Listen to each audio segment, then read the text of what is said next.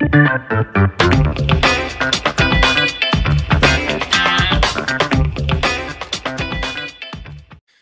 and welcome to another episode of the Real Estate Investing Club. I'm your host, Gabe Peterson, and this is the place investors go to gain actionable advice, learn about current market trends, and hear war stories from other professional investors out there in the field today. Before we get started, I have two quick housekeeping items for you.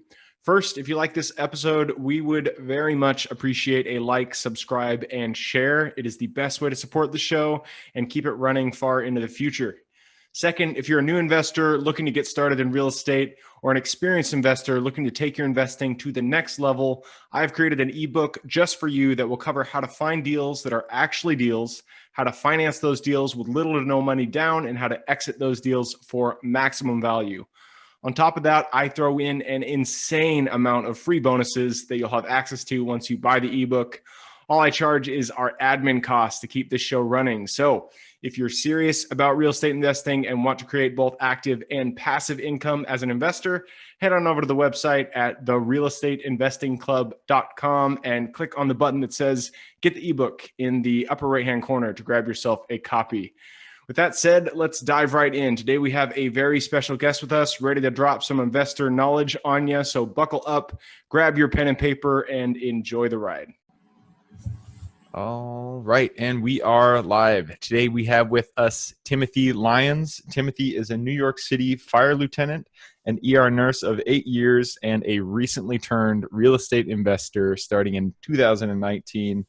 He is closing on his first syndication deal, 43 units in 2 weeks. So we're really excited about that. Tim, thank you very much for jumping on the show. How are you doing? I'm doing great, Gabe. I thank you for having me on today. Absolutely. To get us started, why don't you tell everybody, who you are, what you do, and how you got started down that path in real estate in the first place? Yeah, I'd love to. One of my favorite topics to talk about. So I'm actually really new to real estate. I only got started last summer, 2019. And how the story goes is basically I'm on the beach with my family on vacation, and I read a book that everyone in the real estate space has kind of breezed through at one point in their careers, and that's Robert Kiyosaki's Rich Dad, Poor Dad. The real estate Bible. Right, the Bible. And it sounds so cliche, and everyone kind of says it, but that was a game changer. And I'm, I got kids hanging on me. I'm trying to build a sandcastle with one hand, then I got the book in the other, and I flew through it in 2 days, and that right then and there, I told my wife, I said, babe, we're going to be real estate investors. So that was July of 19. By November of 19, I was closing on my first real estate property, and that was a 3-family property. And I love that multifamily aspect to it, even though it's a small multi. I only need 2 out of the 3 units to pay all the bills. Cash flow. And the third one's my cash flow. So it's amazing, right? So I had that proof of concept, and I think I needed it, but more importantly, like the people in my circle needed it too, like my wife and, my parents were like, what are you doing? This sounds a little risky. And, Yep. Because like a lot of other people, I come from the school of, go to school, get good grades, get a good job, put money as much as you can into your 401k, don't have any debt, and, climb the corporate ladder. So, my story is kind of unique in the fact that I became a New York City firefighter 2 weeks after graduating from college. I was 22. Oh, nice. I feel lucky, right? That's an incredible job. It's an incredible career. I've met some of the most incredible people. I've had amazing experiences. I've had tons of good days, and I've had a handful of really, really tough days. So, I was doing that. And when I first got into the New York City Fire Department as a probie, I noticed that everybody had a second job. So whether they were, roofers, siders, electricians, plumbers. That's funny. Business owners. A lot of contractors that I've interacted with have been firefighters. I kind of noticed a trend, in people that I've interacted with. So it's good you confirmed that. Sorry. Yes. Yeah, dude. So where I thought I had a job, I was a firefighter. I was like, oh my God, I got to get a second job. Right. So, I did a ton of odd jobs, here and there. And then I went back to school and, became a nurse because there was 3 guys in my firehouse who were nurses, and, they had the nice cars and their wives didn't work. And I'm like, oh, it's pretty cool. Maybe I'll be a nurse. Way back when in college, I was pre-med for about 15 minutes until I joined a fraternity. So I did have an interest, So fast forward, man, I got a job in a level 1 trauma center in an emergency room, and I just loved it. I guess I love the pressure and the different stuff that happens every day. And, I would work 12-hour shifts in a per diem, capacity. So the next thing I know, I'm working 70, 80, 90 hours a week, a little bit of overtime in the firehouse, a little bit of hospital shift work. And, now I got a gaggle of girls. I got 3 of them, 9, 6, and 1. And when they're small, they don't say anything because they don't know any better. So when I'm at work, I don't feel bad about leaving, and I'm providing for my family, and everything's all good. Now they're older and they want to know, Dad, where are you going? You just got home. You go back to work? I mean, this is crazy. I haven't seen you, and da-da-da. So, the ball was rolling for a while about what am I going to do? What's my next step? And real estate was one of those things. It's always in the back of, I think, a lot of people's minds. But for some reason, it seems unattainable, or, it's not for everybody. And, that wasn't good enough for me. So I had to dive in. So I read Rich Dad Poor Dad. And I got to be honest with you, I was a big music content consumption guy on like Pandora and stuff. Nice. If I've listened to 5 songs in the last year, that's going to be a lot, because my mindset, which I'd love to talk more about, has totally changed. And, every time I'm in the car, each morning, each day, I'm taking some sort of content in, whether it's podcasts, audiobooks, Audible, jumping onto webinars. I mean, there is so much information out there in today's day and age with our technology. It's almost criminal if you don't take advantage of it. And so that's kind of my journey. So I get into my 3 family, and I have my proof of concept. And, each year my wife and I would do okay in our taxes. We get a little return, and we're like, oh, cool. This will be, in our savings. And just owning the house for 2 months of 2019, we saw a bump in our tax situation. So you can see the power of it. And that was only after 2 months of owning. So where November 2019, I'm saying to my wife, I'm like, babe, we're going to buy 30 of these, 3-family houses. And, you quickly realize there's a better way. Yeah. Well, but also we quickly realize, we don't have capital for 30 houses. Right. I mean, could we do maybe 1 a year or 1 every 2 years? Yeah, we could probably do that. But then we realized, listen, this is a 100-year-old vintage property. Everything needs work. I mean, when I bought my first property, I put a new roof on, new siding. We did a renovation of the first floor unit. And this was in New York City, or is it in a suburb of New York City? It's in a suburb, yeah. And we spent a ton of time painting and putting floors down and tiling. And the return on time invested, while I'm grateful that I had the time to do it, and I learned a ton from doing it with my own, sweat equity, I realized quickly that this is not scalable. This is not something that I'm looking to create more time, and this was not going to be a scalable option for us. So, again, I went back to the drawing board, and I'm like, well, how do I get into multifamily? And then I realized it's a whole different animal. 1 to 4 units versus commercial multifamily is totally, totally different. So, I'm listening to podcasts, and I hear guys talk about mentorship and coaching. And, I'm from New York City, dude, and I have a healthy dose of skepticism in my DNA. And that's good. You got to keep that with you as you go forward. And, I'm like, what kind of Bernie Madoff situation is multifamily? And, the more limiting beliefs that I could melt away. I mean, I've grown so much from that. So I ended up vetting a couple of different coaches, getting on calls, emailing them, going back and forth. And one of the group that I ended up going with for my mentoring and coaching in multifamily, they were head and shoulders above everybody else. Oh, nice. They cared about my goals, my future, my why, my family. We did an 1.5-hour call with my wife, and I'm like, guys, I don't know that my wife wants to hop on a call because she's not really into the real estate thing like I am. And they're like, no, no, no, And it's cool, you know? which, Um, just to give them, give them a little credit, which group was this, if you don't mind me asking? so this is the Jake and Gino. Oh, Jake Jake and and Gino. Gino. Gino was Yeah. on this podcast. That's funny. Just last week. Was he really? Yeah. Yeah, Gino is awesome, dude. I love that guy. I love his mindset. I love his positivity. I Yep. love his the growth that he's had in his career. We just met in Knoxville, Tennessee, a couple weeks ago, and I just couldn't wait to shake his hand. I mean, COVID obviously had put a hard stop to some of the events, but we finally broke out and were able to meet each other. And oh my God, man, he is just amazing. Jake Stanziano, Josh Rosen, Dylan McGow, all you guys, very powerful group, very, very powerful group. Absolutely. So that's the group that I went with, and I have not looked back once. And the people, your network, people talk about your network is your net worth and proximity is power. And, you hear these terms and you're like, man, that sounds cute, on podcasts, but what does it mean? And once I started actively listening and then I took action, I can now say that it's true. I mean, Yep. You meet incredible people. There's deals to be made. There's partnerships to be formed. The information sharing alone is worth the price of admission. And so, I highly recommend it. And, it's something that, people in our community call R&D, rip off and duplicate.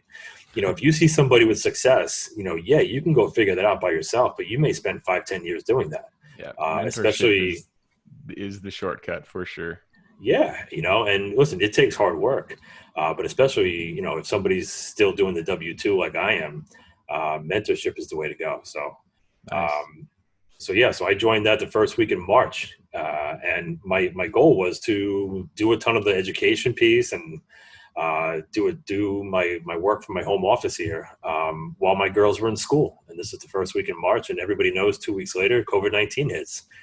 And now my girls are home and we're doing Google Classroom, and I'm now, Tim the fireman, Tim the nurse. I'm a dad, I'm a husband, and now I'm a teacher too, on top of being a wannabe real estate investor.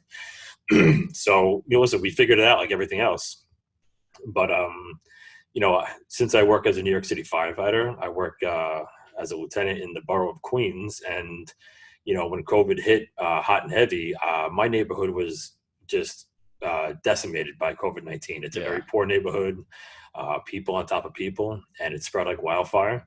And it was a little bit scary time because we didn't know a lot of the answers and how was it spread. And, it was, in mid-March, late March, we decided, my wife and I, that I was going to move out of the house. I moved into a family member's house, and my family member moved into my house to help my wife. And I was quarantined for 6 weeks. Oh, wow. Because we just didn't know what was going to go on. So instead of putting on the news, instead of listening to music, I just went through material and I just started calling brokers left and right and bankers and, building my business, building my network. And at the time, that's when we started Cityside Capital, which is my company, my real estate investing company with my brother, Greg. And we took off. We said to ourselves, listen, during COVID, we can just, wallow in our,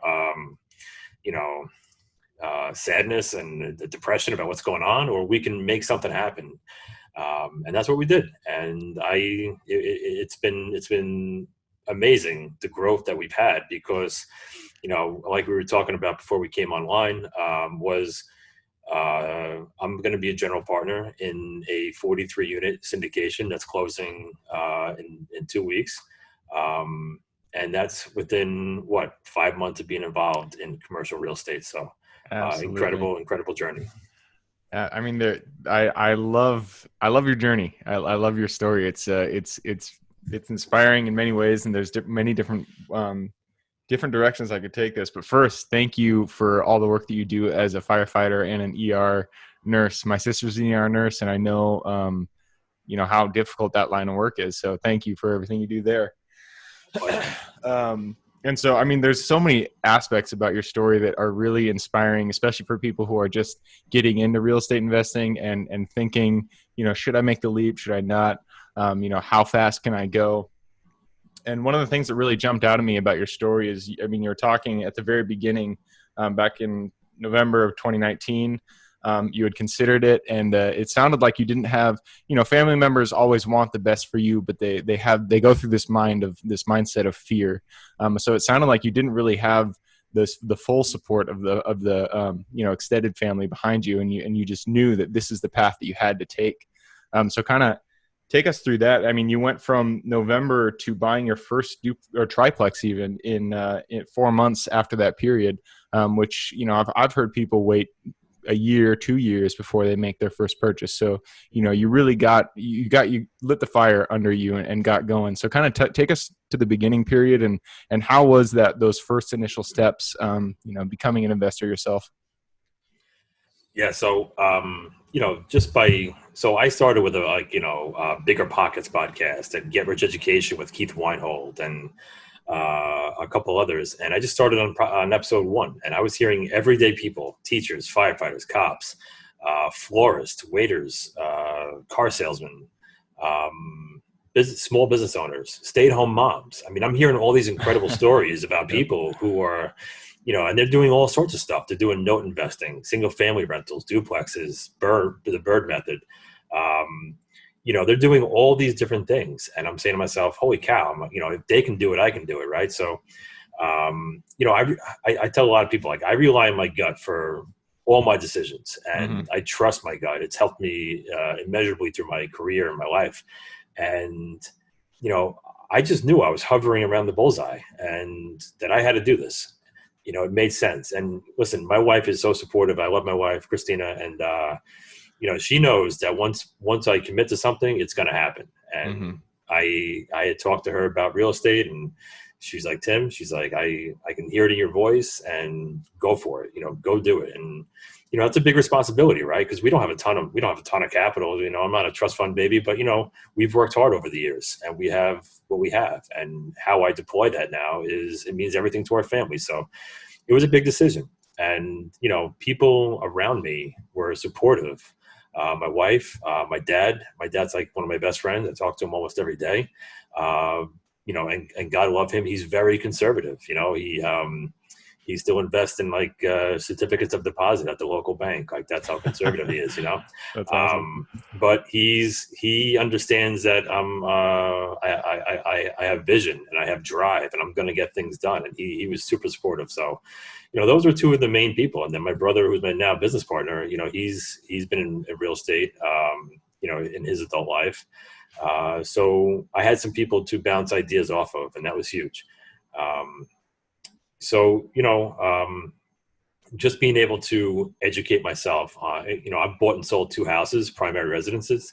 So I kind of knew what the process was like to buy a house. But, as far as setting up an LLC, getting a business checking account, how do you maintain that LLC in the state? How do you, conduct business, getting a CPA, you need a real estate CPA. And I don't mean to digress, but everybody who thinks about getting into real estate, like, you got to get an on point, and I'm not saying aggressive, but you got to know somebody. The CPA has to know Who real knows estate real stuff. estate. Yep. You wouldn't go to a brain surgeon if you broke your ankle, right? Because even though they're both doctors, the neurosurgeon's not going to help you. We've had a few CPAs on this channel, and I think it was just last year that I switched from my regular CPA to someone who really specializes in real estate, and it is night and day. You're absolutely right. They know things. They're like magicians when it comes to taxes. So I'm definitely with you on that point. So why did you guys choose triplex? Did you just, I don't remember reading Rich Dad Poor Dad. It was a number of years ago. Did he focus on multifamily, or did you just think, multifamily is the way to go? I don't want to buy just a single family house. No, he does touch on, multifamily, because that's, his portfolio in the book. But I had the limiting belief, like a lot of people, they talk about, all right, I'm going to invest in real estate. Let me start looking at the cheapest thing I could think of: condos, small single family properties, maybe a duplex. I'll get really crazy, And all of a sudden, you start realizing very quickly that, all right, yeah, you can do a single family property, but the minute that person leaves, you have 100% vacancy.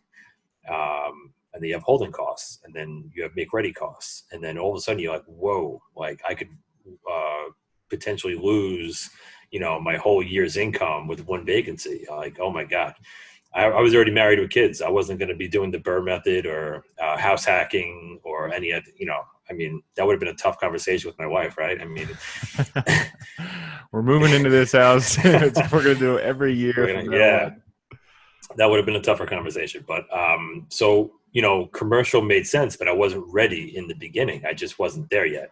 Mm-hmm. Once I had that proof of concept with, my small multi, and I could really kind of visualize it and understand it. And then when I was operating it, I said, oh my God, like, this is why people go right to multifamily. And I've heard a number of different successful people say, like Dan Merrill. Dan Merrill always talks about, he got started in the fix and flips and then single families. And he always says, if I knew then what I know now, I would have been straight to commercial real estate. So, so you start hearing some of these things, and, you just got to put the pieces together. I always talk about, one of the guys who I love to read his stuff is John Assaraf. He's like a personal development guy, right? Yep. And he talks about a concept of being interested and being committed. Like, so if you're interested, you'll just, you'll be interested in something, and you'll go hot and heavy into podcasts and books, but then you'll make some sort of excuse. I can't do that. I can't afford it. It's not for me. Too hard, whatever it is. And you can go back to eating ice cream and watching Netflix, versus being committed. And if you're committed, dude, you're going to figure it out. And I know it sounds very cliche, but if you want something bad enough, you're going to figure it out. And that's just what I did.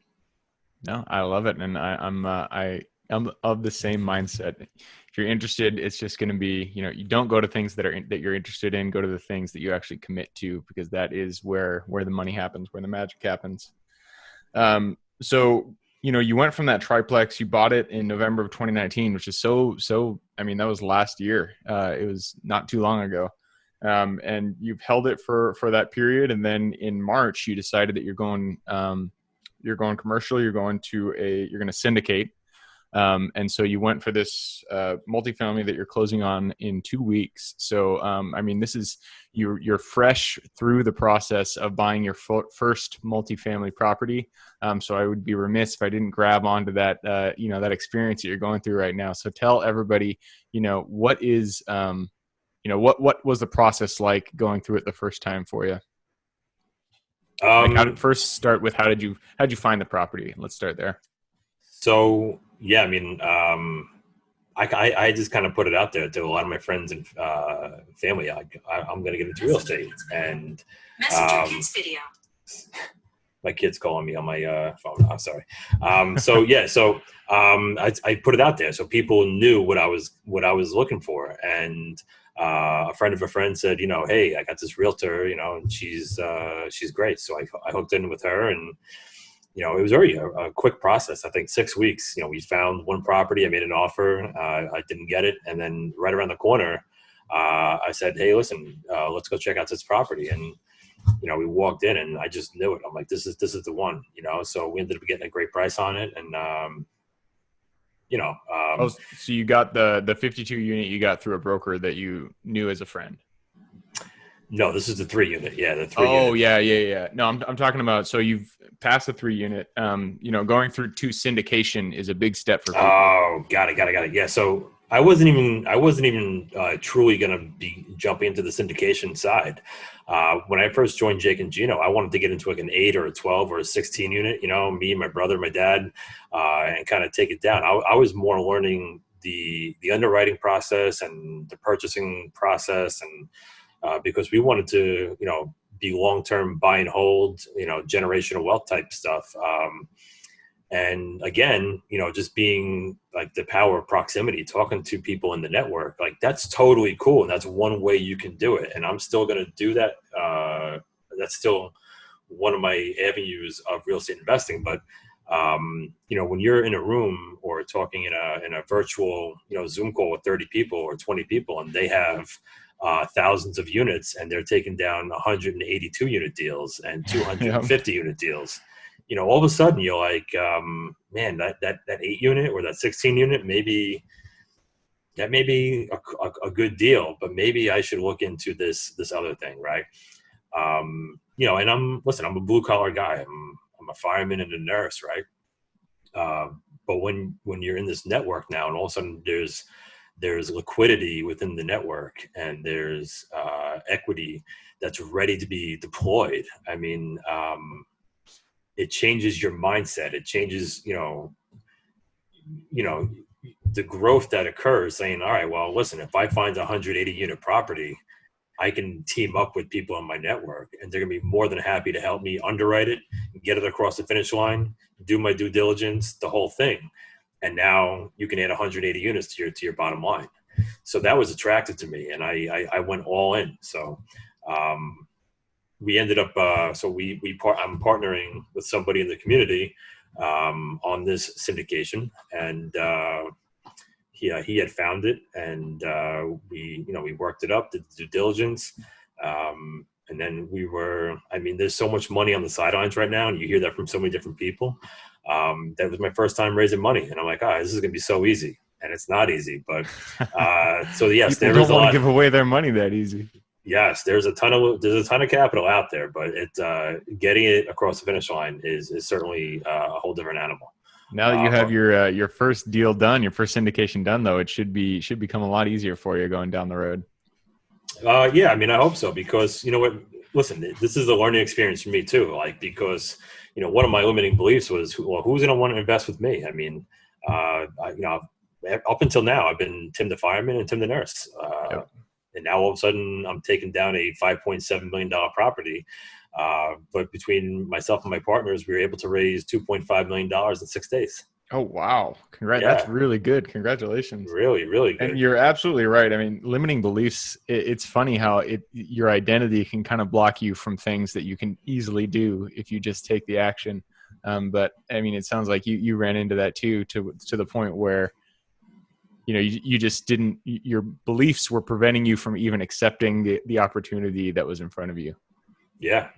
And listen, like, just being exposed to these people, and they can totally help you with how to raise capital.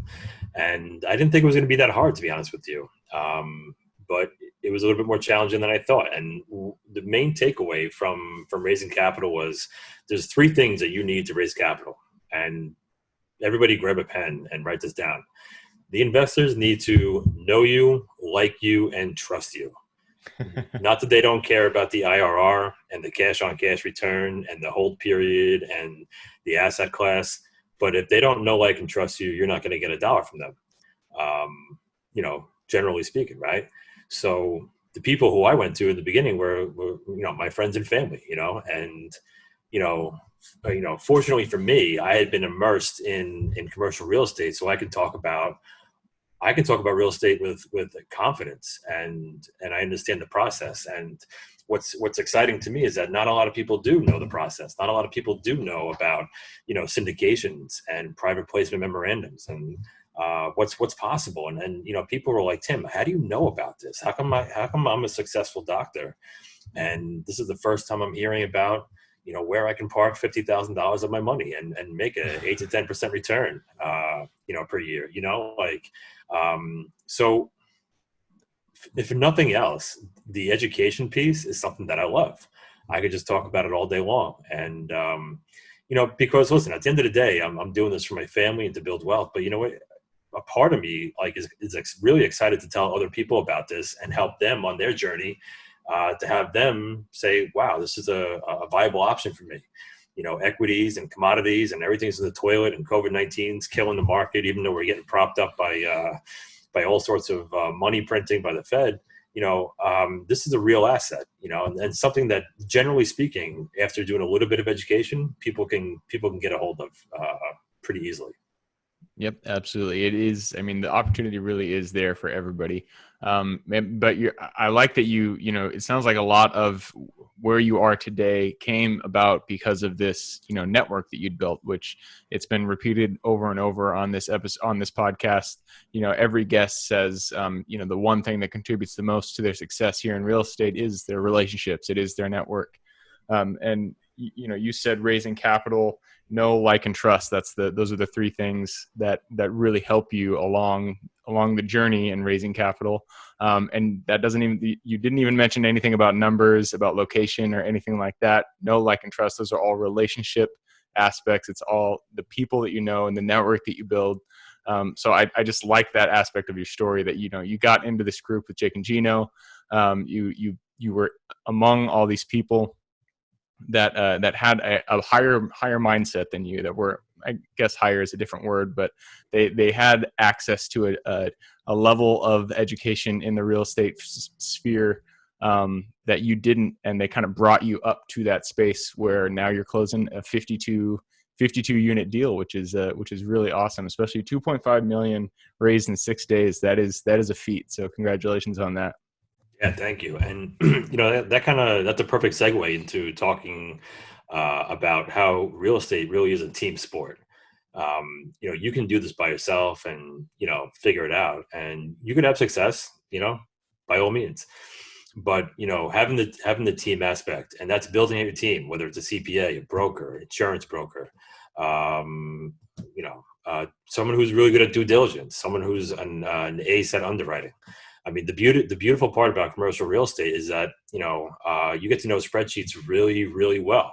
And if a deal doesn't pencil out on the spreadsheet, you don't waste any more time on it. You're not going to fall in love with the location or the granite countertops or, the nice pool no, it doesn't pencil out. The cap rate's too low, or, whatever. They're asking too much money for it. Next, so, but the beautiful part is all of a sudden you start plugging in the numbers with all your conservative assumptions, and something starts working, and you're like, whoa, okay, this is going to be a deal, and part of being in the program is I have a deal coach, I have an accountability coach, and I can bring that stuff to them and have a 2 or 3 or 4 pairs of eyes go over my underwriting and say, Tim, you nailed it. Let's get the letter of intent out. Let's get the offer going. And you're not doing it by yourself. So team sport all the way. And, it really adds value from taking yourself from that scarcity mindset and then really growing into that abundant mindset that, I think I heard it explained one time as, I'd rather have a little bit of juice from the squeeze of a watermelon than have the whole juice from the squeeze of a grape, That's interesting. I've never heard that. So, and it makes total sense. And, that's where I am now. So listen, we have the 43 unit closing in 2 weeks. We have other properties that are in the due diligence phase. And I would just say, because of the situation we're in now with COVID-19 and, our economy and where it is, people are scared. And, I'd be lying to you if I said I wasn't worried about, asset prices and equities and the stock market. But what I do love is that you can make your own assumptions and your own underwriting assumptions. And you know what? I feel confident in that. And you know what? People listening to this, who are going to be passive investors maybe one day, not only is your sponsor, firstly, hugely important to align with your sponsor, goals, conservatism, and everything like that. But when we have to go to the bank to get leverage for deals, guess what? They underwrite the deal too. So not only is the sponsor underwriting the deal, it's getting checked by the bank. And if anyone's dealt with the bank trying to get a loan, exactly that the process. I mean, they want the middle name of your fourth cousin removed. So just one way to feel a lot better about being a passive investor is that there's multiple eyes that go onto this. So. Yep. Awesome. Well, hey, I love your story. It's awesome. I hope people listening and watching, they got a little bit of inspiration and some motivation to go out there and finish your first deal. Tim has a record of 4 months from reading the real estate Bible to closing. So that is a challenge for anybody out there. Tim, we are at the end of the episode. I really appreciated having you on here. We have a real quick section where we just do quick questions. The first question is about books, real estate books, and other books. If you could give a recommendation for your favorite real estate book, and then one for your just general life wisdom book, what would it be? Oh boy, I'm looking at all my books right now. So, I mean, besides the Bible, right? I mean, Oh, you can use that one. That's a good one. A lot of people have said it. There's one that I just finished and it was really good. It was Raising Capital. Let me see, it's right here. I listened to that one on audiobook. Raising Capital for Real Estate by Hunter Thompson. Nice. If you haven't gotten it and you're going to be a capital raiser or a syndicator, you got to read this. It's good stuff. It was just really, it lays out a lot of nice topics. As far as, non-real estate, I would say I just finished up a book called Mindset by Carol Dweck. Oh yeah. And that was just incredible. I read it twice in a row. It was just so powerful. So really talking about fixed mindset versus the growth mindset. Perfect. Two great book recommendations, Raising Capital and Mindset by Carol Dweck. Next question. If you could go back to the Tim back in November of 2019, who was just reading Rich Dad, Poor Dad, just opening up that book on the beach with your kids, and give that Tim one piece of advice moving forward in real estate, what would that piece of advice be? Keep taking consistent action. Getting stuck gets you nowhere, right? Getting stuck and getting scared and getting nervous, get you nowhere. So just educate yourself and keep going forward. If you're going to fail, you want to fail forward. Absolutely. Get moving. I love consistent action is definitely, for me, it's a thing that I feel like is the most important to achieve success. And so I like that piece of advice. The next one, we use a ton of tools in our lives, apps and tools. I think we have too many, but some of them really do contribute to our life. So if you could give one recommendation for an app or a tool that you use, what would that recommendation be? Hands down, it's my underwriting tool by my mentor, Chris Jackson. It's called Synthesis, and I'm pretty sure you can find it on his website, sharplineequity.com. Cool. It's an incredibly easy tool to use, and it's just jam packed with powerful features. So yeah, Synthesis. And you said that was on sharppointequity.com? Sharpline Equity. Yeah, it's by Chris Jackson. I'll have to check that out. All right. And final question. You have given us tons of good advice, and I'm sure there's people who are listening and watching who would like to reach out and pick your brain, maybe ask you a few questions. If somebody did want to reach out to you, what would be the best way for them to do that? Yeah, sure. You can email me anytime. My email is tim@citysidecap.com. My website is citysidecap.com, citysidecap.com. Perfect. Tim@citysidecap.com. I'll also put his LinkedIn URL in the show notes if you want to reach out through that URL. Again, Tim, thank you for coming on. I appreciated the conversation. I know everybody else did as well. For everybody who's here on this journey with us today, thank you guys for showing up. You are what makes this possible. Again, the best way to support the show is just to subscribe, like, and share with your friends and family. Other than that, I hope you guys have a good week, and we look forward to seeing you on the next episode.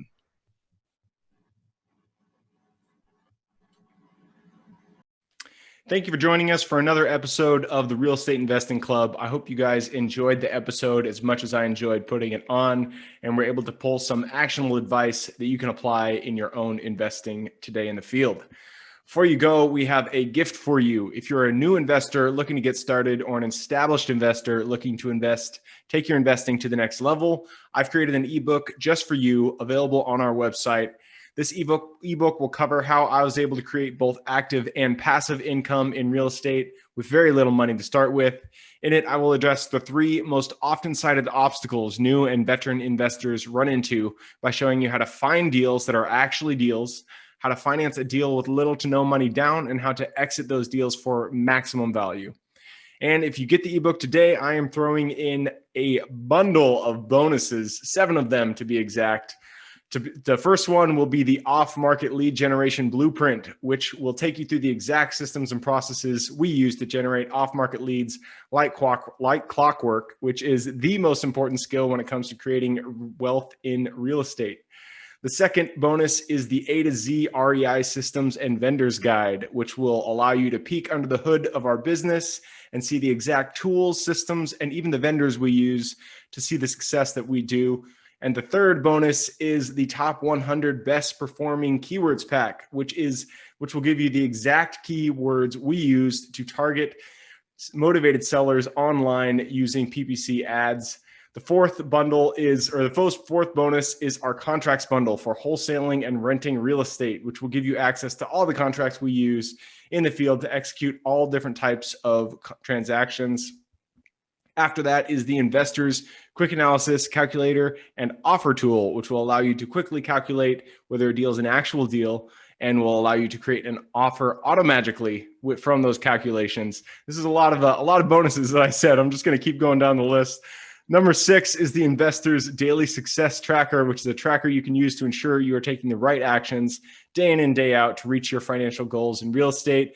And the last bonus is the Wholesalers Template for Quick Assignment Cash, which will give you the templates we use to present our wholesale deals professionally and efficiently to our buyers. Whew, that is a bundle. So it's a mouthful. You get all of those bonuses for free when you download the ebook. All we charge is the admin cost to run the show. So if you're interested in the ebook and the bonus bundle, head on over to the website at therealestateinvestingclub.com. Click on Get the Ebook Bundle at the top of the page to take advantage of that deal. And with that said, I hope you have a fantastic day and even better week. Keep rocking real estate, and I look forward to seeing you on the next episode.